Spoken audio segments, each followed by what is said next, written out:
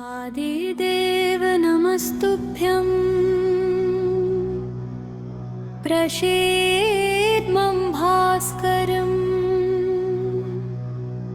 दिवाकर नमस्तुभ्यं प्रभाकर नमोऽस्तुते। सप्ताश्वरथमारूढं प्रचण्डं कश्यपात्मजं श्वेतापद्मधरं देवं तं सूर्यं प्रणमामि अहम्। लोहितं रथमारूढं सर्वलोकापितामहं महापापहरं देवं तं सूर्यं प्रणमामि अहम्। त्रैगुण्यं च महाशूरं ब्रह्मा विष्णु महेश्वरं महापापहरं देवं तं सूर्यं प्रणमामि अहम्। लोहितं रथमारूढं सर्वलोकापितामहं महापापहरं देवं तं सूर्यं प्रणमामि अहम्। ब्रह्मितं तेजसां पुञ्जं वायुम् आकाशम् एव च प्रभुं च सर्वलोकानां तं सूर्यं प्रणमामि अहम्। बन्धूकपुष्पसङ्काशं हारकुण्डलभूषितम् एकचक्रधरं देवं तं सूर्यं प्रणमामि अहम्। तं सूर्यं जगत्कर्तारं महातेजप्रदीपनं महापापहरं देवं तं सूर्यं प्रणमामि अहम्।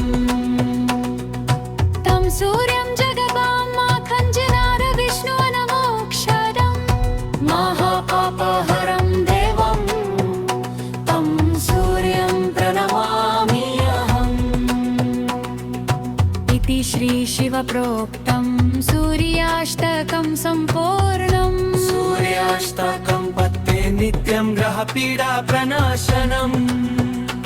अपुत्रो लभते पुत्रं दारिद्रो धनवान् भावे। अमीशं मधुपानं च यः करोति रवर्दिने सप्तजन्म भावे रोगी जन्म जन्म दरिद्रता। श्वेतैला मधुमांसानि एतजन्तिरवर्दिने न व्याधिशोकदारिद्र्यं सूर्यालोकं च गच्छति। आदिदेव नमस्तुभ्यं प्रसीदमं भास्करं दिवाकर नमस्तुभ्यं प्रभाकर नमोऽस्तुते। सप्ताश्वरथमारूढं प्रचण्डं कश्यपात्मजं श्वेतापद्मधरं देवं तं सूर्यं प्रणमामि अहम्। लोहितं रथमारूढं सर्वलोकापितामहं महापापहरं देवं तं सूर्यं प्रणमामि अहम्। त्रैगुण्यं च महाशूरं ब्रह्मा विष्णु महेश्वरं महापापहरं देवं तं सूर्यं प्रणमामि अहम्। लोहितं रथमारूढं सर्वलोकापितामहं महापापहरं देवं तं सूर्यं प्रणमामि अहम्। ब्रह्मितं तेजसां पुञ्जं वायुम् आकाशम् एव च प्रभुं च सर्वलोकानां तं सूर्यं प्रणमामि अहम्। बन्धूकपुष्पसङ्काशं हारकुण्डलभूषितम् एकचक्रधरं देवं तं सूर्यं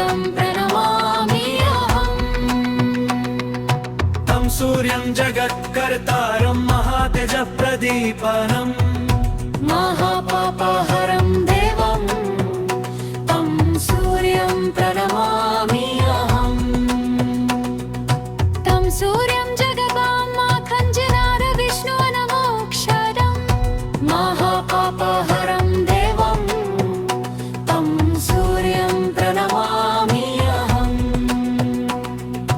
इति श्रीशिवप्रोक्तं सूर्याष्टकं सम्पूर्णम् सूर्याष्टकं पत्ते नित्यं ग्रहपीडा प्रणाशनम् अपुत्रो लभते पुत्रं दारिद्रो धनवान् भावे अमीशं मधुपानं च यः करोति रवर्दिने सप्तजन्म भावेत् रोगी जन्म जन्म दरिद्रता श्वेतायला मधुमांसानि एतजन्तिरवर्दिने न व्याधिशोकदारिद्र्यं सूर्यालोकं च गच्छति आदिदेव नमस्तुभ्यं प्रसीदमं भास्करम् दिवाकर नमस्तुभ्यं प्रभाकर नमोऽस्तुते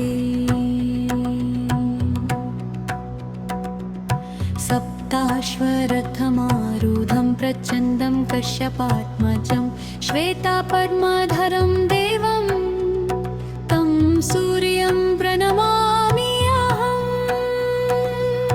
लोहितं रथमारूढं सर्वलोकापितामहं महापापहरं देवं तं सूर्यं प्रणमामि अहम् त्रैगुण्यं च महाशूरं ब्रह्मा विष्णु महेश्वरं महापापहरं देवं तं सूर्यं प्रणमामि अहम्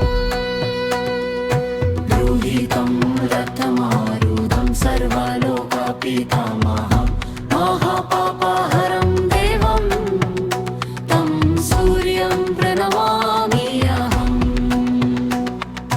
ब्रह्मितं तेजसां पुञ्जं वायुम् आकाशम् एव च प्रभुं च सर्वलोकानां तं सूर्यं प्रणमामि अहम्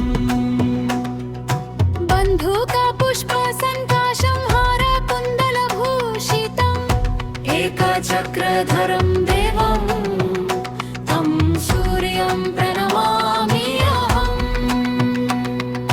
तं सूर्यं जगत्कर्तारं महातेजप्रदीपनम् महापापहरं देवं तं सूर्यं प्रणमामि अहम् तं सूर्यं जगदामाखञ्जनार विष्णुवनमोक्षरम् महापापहरं देवं तं सूर्यं प्रणमामि अहम् इति श्रीशिवप्रोक्तं सूर्याष्टकं सम्पूर्णम् सूर्याष्टकं पत्ते नित्यं ग्रहपीडा प्रणाशनम् अपुत्रो लभते पुत्रं दारिद्रो धनवान् भावे अमीशं मधुपानं च यः करोति रवर्दिने सप्तजन्म भावेत् रोगी जन्म जन्म दरिद्रता श्वेतायला मधुमांसानि एतजन्तिरवर्दिने न व्याधिशोकदारिद्र्यं सूर्यालोकं च गच्छति आदिदेव नमस्तुभ्यं प्रसीदमं भास्करम् दिवाकर नमस्तुभ्यं प्रभाकर नमोऽस्तुते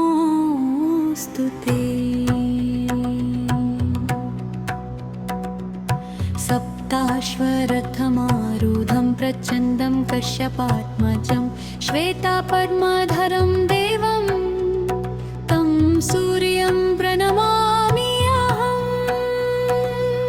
लोहितं रथमारूढं सर्वलोकपितामहं महापापहरं देवं तं सूर्यं प्रणमामि अहम्। त्रैगुण्यं च महाशूरं ब्रह्मा विष्णु महेश्वरं महापापहरं देवं तं सूर्यं प्रणमामि अहम्। लोहितं रथमारूढं सर्वलोकपितामहं महापापहरं देवं तं सूर्यं प्रणमामि अहम्। बृंहितं तेजसां पुञ्जं वायुम् आकाशम् एव च प्रभुं च सर्वलोकानां तं सूर्यं प्रणमामि अहम्। बन्धूकपुष्पसन्काशं हारकुण्डलभूषितम् एकचक्रधरं देवं तं सूर्यं प्रणमामि अहम्। तं सूर्यं जगत्कर्तारं महातेजप्रदीपनं महापापहरं देवं तं सूर्यं प्रणमामि अहम्। तं सूर्यं जगदामाखञ्जनार विष्णुवनमोक्षदं महापापहरं देवं तं सूर्यं प्रणमामि अहम्। इति श्रीशिवप्रोक्तं सूर्याष्टकं सम्पूर्णम्। सूर्याष्टकं पठ्ये नित्यं ग्रहपीडा प्रणाशनम्। अपुत्रो लभते पुत्रं दारिद्रो धनवान् भावे। अमीशं मधुपानं च यः करोति रवर्दिने सप्तजन्म भावेत् रोगी जन्म जन्म दरिद्रता। श्वेतैला मधुमांसानि एतजन्तिरवर्दिने न व्याधिशोकदारिद्र्यं सूर्यालोकं च गच्छति। आदिदेव नमस्तुभ्यं प्रसीदमं भास्करं दिवाकर नमस्तुभ्यं प्रभाकर नमोऽस्तु ते।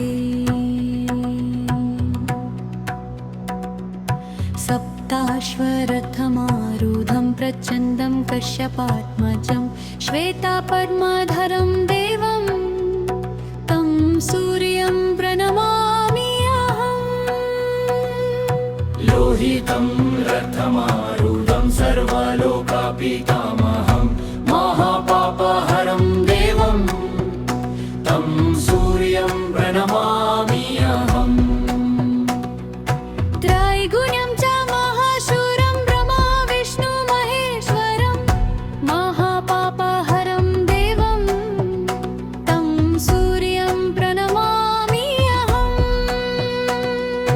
लोहितं रथमारूढं सर्वलोकपितामहं महापापहरं देवं तं सूर्यं प्रणमामि अहम्।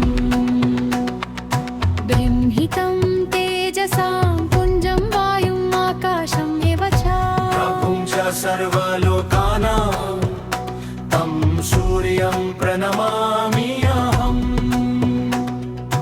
बन्धूकपुष्पसन्काशं हारकुण्डलभूषितम् एकचक्रधरं देवं तं सूर्यं प्रणमामि अहम्। तं सूर्यं जगत्कर्तारं महातेजप्रदीपनं महापापहरं देवं तं सूर्यं प्रणमामि अहम्। तं सूर्यं जगदामाखञ्जनार विष्णुवनमोक्षदं महापापहरं देवं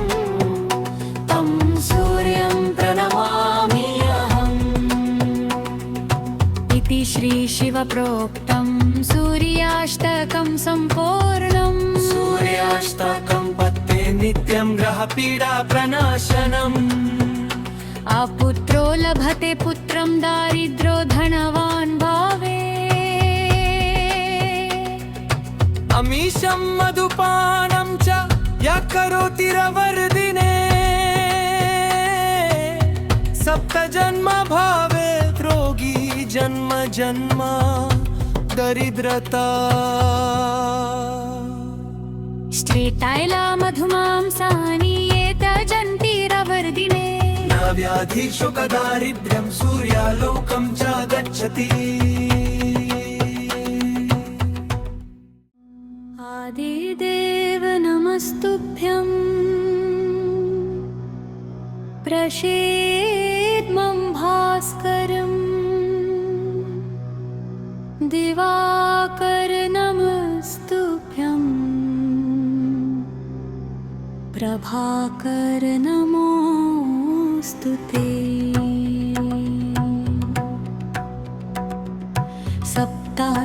सप्ताश्वरथमारूढं प्रचण्डं कश्यपात्मजं श्वेतापद्मधरं देवं तं सूर्यं प्रणमामि अहम् लोहितं रथमारूढं सर्वलोकापितामहं महापापहरं देवं तं सूर्यं प्रणमामि अहम् त्रैगुण्यं च महाशूरं ब्रह्मा विष्णु महेश्वरं महापापहरं देवं तं सूर्यं प्रणमामि अहम् लोहितं रथमारूढं सर्वलोकापितामहं महापापहरं देवं तं सूर्यं प्रणमामि अहम् बृंहितं तेजसां पुञ्जं वायुम् आकाशम् एव च प्रभुं च सर्वलोकानां तं सूर्यं प्रणमामि अहम् बन्धुकपुष्पसन्काशं हारकुण्डलभूषितम् एकचक्रधरं देवं तं सूर्यं प्रणमामि अहम् तं सूर्यं जगत्कर्तारं महातेजप्रदीपनं महापापहरं देवं तं सूर्यं प्रणमामि अहम् तं सूर्यं जगदामाखञ्जनार विष्णुवनमोक्षरं महापापहरं देवं तं सूर्यं प्रणमामि अहम् इति श्रीशिवप्रोक्तं सूर्याष्टकं सम्पूर्णम् सूर्याष्टकं पत्ते नित्यं ग्रहपीडा प्रणाशनम् अपुत्रो लभते पुत्रं दारिद्रो धनवान् भावे अमीशं मधुपानं च यः करोति रवर्दिने सप्तजन्म भवेत् रोगी जन्म जन्म दरिद्रता श्वेतायला मधुमांसानि ये त्यजन्ति रवर्दिने न व्याधि शोकदारिद्र्यं सूर्यालोकं च गच्छति आदिदेव नमस्तुभ्यं प्रसीदमं भास्करम् दिवाकर नमस्तुभ्यं प्रभाकर नमोऽस्तुते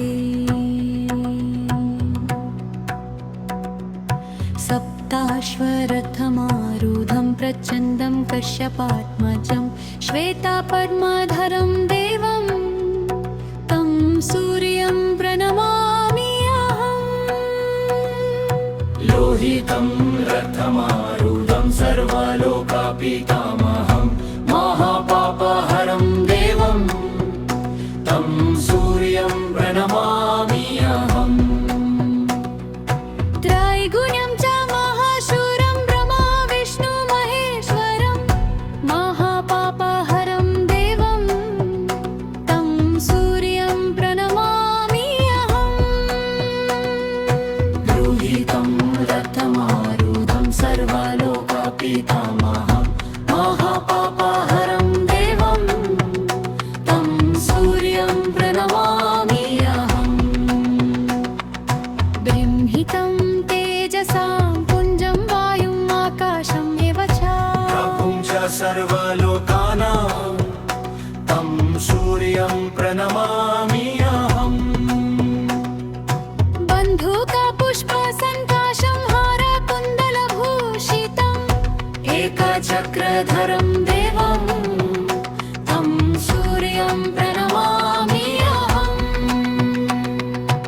तं सूर्यं जगत्कर्तारं महातेजप्रदीपनम् महापापहरं देवं तं सूर्यं प्रणमामि अहम्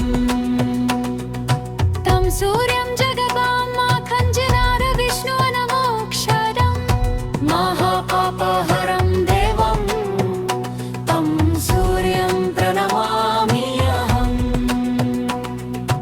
इति श्रीशिवप्रोक्तं सूर्याष्टकं सम्पूर्णम् सूर्याष्टकं पत्ते नित्यं ग्रहपीडा प्रणाशनम् अपुत्रो लभते पुत्रं दारिद्रो धनवान् भावे अमीशं मधुपानं च यः करोति रवर्दिने सप्तजन्म भावेत् रोगी जन्म जन्म दरिद्रता श्वेतायला मधुमांसानि एतजन्तिरवर्दिने न व्याधि शोकदारिद्र्यं सूर्यालोकं च गच्छति